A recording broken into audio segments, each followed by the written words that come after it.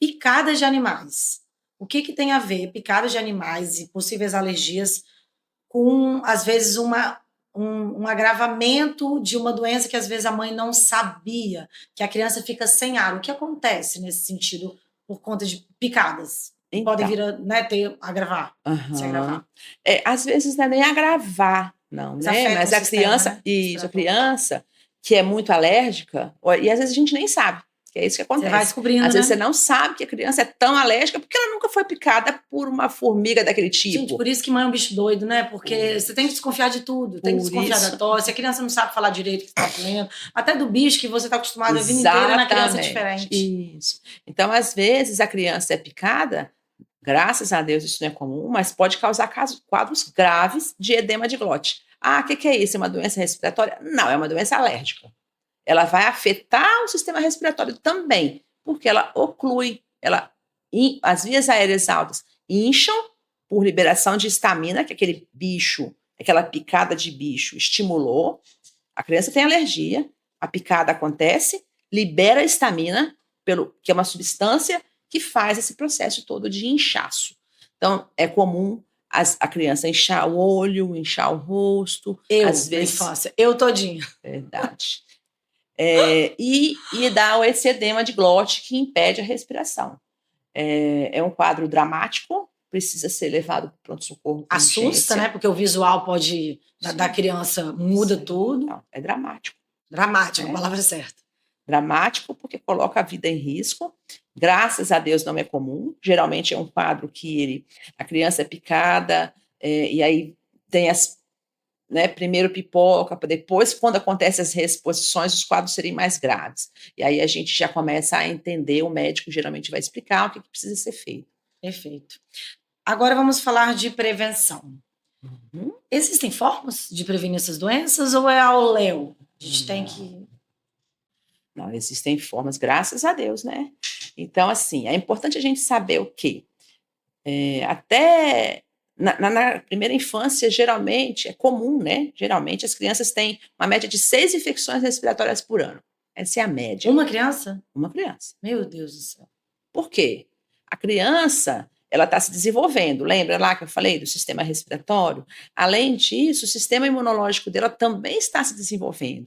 Ela não teve contato com os vírus. Então, quando a criança sai, vai para a sua escolinha, a sua creche, ela vai ter contato com outras crianças, contato com outras pessoas. À medida que ela for sendo exposta ao mundo, ela vai... O mundo está cheio de vírus, de bactérias. Então, não adianta não vou colocar na creche, não. Bom, isso é outro tópico, né? Mas então a criança vai tendo contato com esses vírus e vai desenvolvendo essas doenças respiratórias. A partir do momento que ela vai desenvolvendo essas viroses, o organismo vai produzindo anticorpos e vai se protegendo de novas infecções. E vai ficando mais forte. Bom, mas como a gente pode se prevenir? O aleitamento materno é um fator importante, né? Não é matemático, mas durante a amamentação a mãe passa anticorpos para bebê, para a criança, perdão. Evitar aglomerados, né? Lavagem de mãos, uso de máscara. Então, o uso de máscara, gente, foi uma coisa que a gente aprendeu na pandemia, mas que eu acho que não adiantou muita coisa, que a gente cansa de ver gente por aí tossindo, espirrando e sem usar máscara. Porque não é só Covid. As viroses respiratórias, gripe, resfriado, isso é muito chato para a criança. Pode não ser grave, mas vai afastar essa criança do convívio, incomoda a mãe, incomoda a mãe, incomoda a criança. Um ato de higiene, às vezes, a máscara, né? Porque, querendo ou não, é uma barreira. Então... Exatamente. Então, a higiene das mãos, não compartilhar talheres e copos quando você está resfriado. Perfeito. Sempre cobrir se não, vamos supor, eu vou espirrar. Depois passa gel. Isso, vou espirrar, não estou com nada, mas dou um espirro. Então, cobrir o rosto com as mãos, lavar as mãos após ou usar álcool gel. Aleitamento materno, eu já falei. Vacinação, manter a vacinação em dia. Outra coisa muito importante da prevenção é se a gente tem uma criança doente, um resfriado que seja, não manda para a escola. Não manda para a creche. Senão vai distribuir para todo Senão mundo. vai distribuir vírus para todo mundo. Ai, mas o que eu vou fazer? Sim, mas é necessário, gente. Você sempre responde isso, quando eu falo, não tem o que fazer. Não, mas tem, porque quando a gente é mãe, a gente precisa estar ciente de que essas coisas vão acontecer. podem acontecer. E eu tenho que ter um plano B. Eu tenho que ter uma babá, uma avó, ou eu tenho que ter um plano B. Você fica em Porque casa, você meus está sobrinhos, dá um expondo jeito. todo mundo. E às vezes essa coisa vai se retroalimentando. Outra coisa importante também é hidratar bem a criança, manter a criança sempre, estimular a beber água, alimentação saudável, né? Então, frutas, legumes, Maravilha. verduras, isso tudo fortalece o sistema imunológico e Perfeito. ajuda a criança, ajuda a gente a prevenir essas doenças, ou pelo menos as complicações dela. Perfeito. Então, em resumo de tudo que você falou, uma mãe pós-Covid mesmo que obriga as crianças, que obriga as pessoas na hora da visita a usar uma máscara e um álcool gel, na hora de visitar um bebê, uma criança de um ano, às vezes está visitando um bebê de 6 anos, ela não é fresca, né? Não, Ela está sendo higiênica. Ela é higiênica e ela está seguindo o que o coração dela manda, gente, que é isso que a gente precisa entender também, né?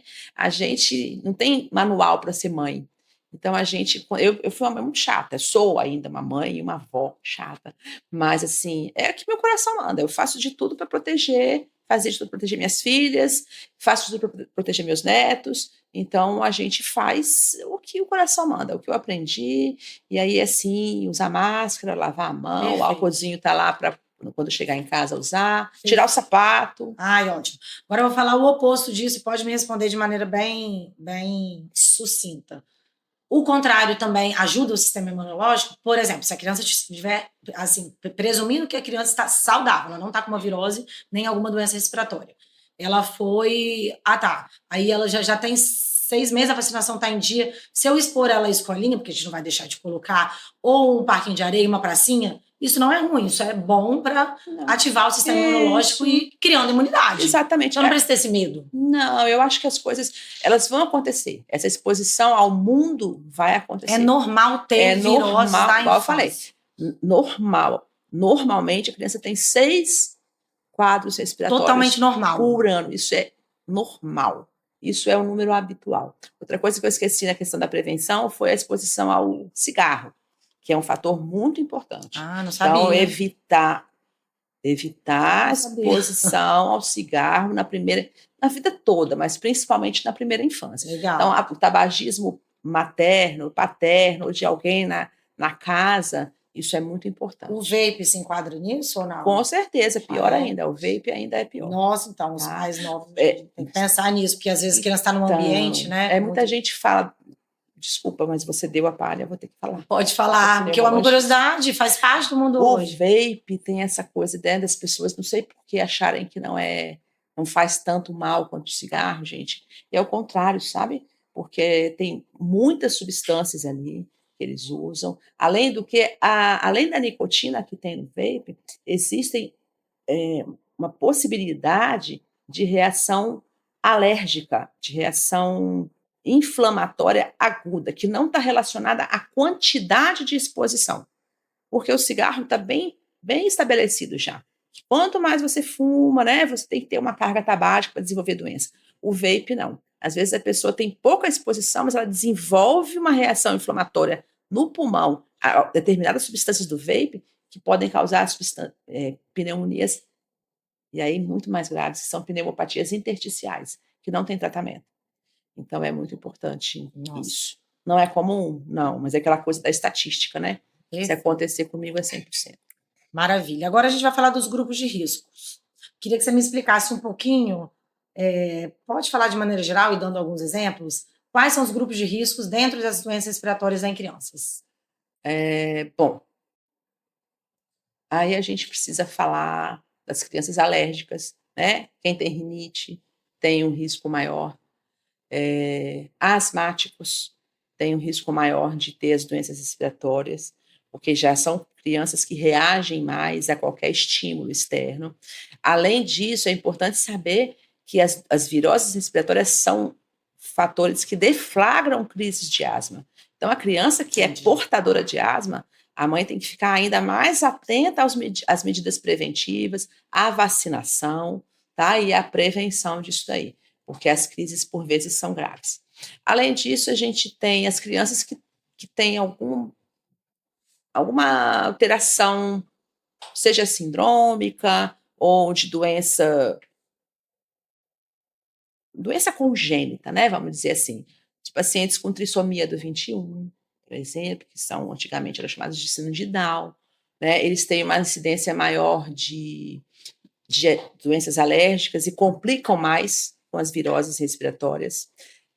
Os autistas também, já se sabe atualmente que, claro que depende muito do espectro, né? Aí é uma conversa, mas de maneira geral eles têm uma incidência maior de alteração imunológica, alterações imunológicas, né? Pacientes com fibrose cística e doenças, cardiopatias congênitas, são doenças mais raras, mas de maneira geral as coisas que estão muito no nosso meio, né? Autistas, trissomia do 21, asma, rinite alérgica.